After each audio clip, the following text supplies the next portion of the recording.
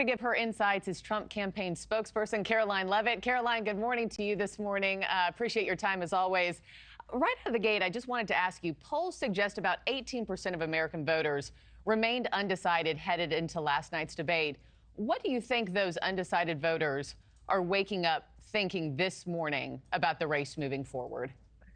Well, according to a few snap polls that we have seen following the debate already, including CNN's polling, President Trump is more trusted on the issues that matter to voters now than he was before the debate, namely the economy. He actually increased his trust with those undecided voters on that very issue. And it's because while Kamala Harris played a game of charades for 90 minutes on that debate stage, she did not put forth any new policy positions for the future, and she spent her time attacking Donald Trump rather than owning the failures of the last 43 months under the Harris-Biden administration, where hardworking families are struggling. They're affording to pay for their rent, their groceries, and their gas. They are concerned about the crisis at our southern border, which Kamala Harris kind of brushed away that question and moved on to another subject. And Kamala Harris also doubled down on Joe Biden's plan to withdraw from Afghanistan without mentioning the names of the 13 Gold Star families that were lost in that horrible debacle, serving as another reminder that she's not fit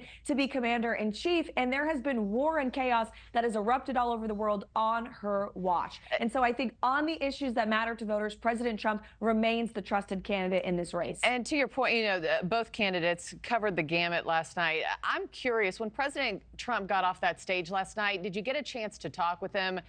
What were his thoughts on the moderators? You know, we're waking up to a lot of criticism this morning that they were fact-checking Trump way more than Harris. What did he say specifically after getting off that stage?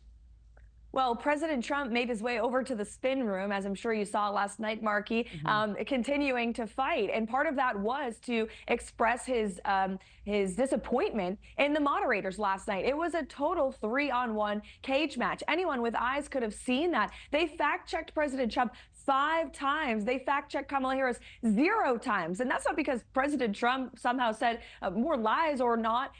Kamala Harris lied multiple times on the debate stage last night, and there were 0 fact checks of her. The questions were biased. There was an attempt on President Trump's life just a few short months ago. There was not one question about that or the political violence or the violence in general that's taking place in this country. All of the questions were tilted in Kamala Harris's favor. She had memorized talking points to answer those questions. President Trump was his authentic self on that stage. He defended himself against 3 people who were up against him, and we are pleased with his debate performance, and we believe it was a success for our campaign. And let me talk about the spin room. I do know that, you know, he went there afterwards, but Trump brought up Haitian migrants flooding places like Ohio, reiterated claims that they were eating wildlife, people's pets. He had an interesting response when he was asked about it by NewsNation's reporter in the spin room. Take a quick listen to this.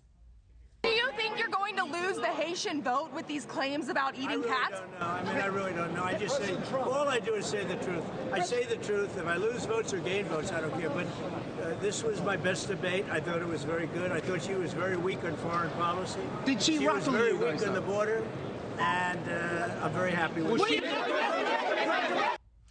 So, Karoline, I had Ohio Attorney General Yost on with me yesterday, who said he had no evidence of this being the case. What does President Trump know that the Attorney General doesn't, that city officials don't know? And also, what are all these strange photos he keeps sharing of cats and ducks everywhere?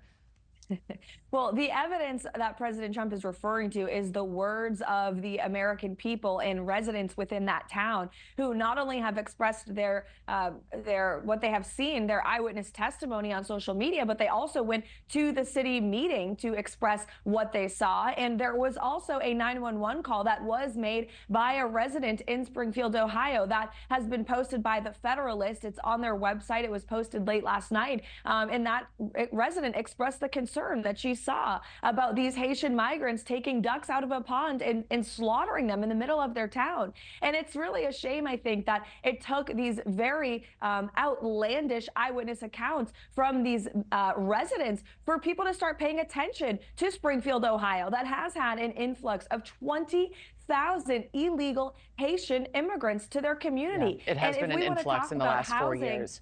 There has. Thanks for watching, everybody. Go to joinnn.com to find NewsNation on your television provider.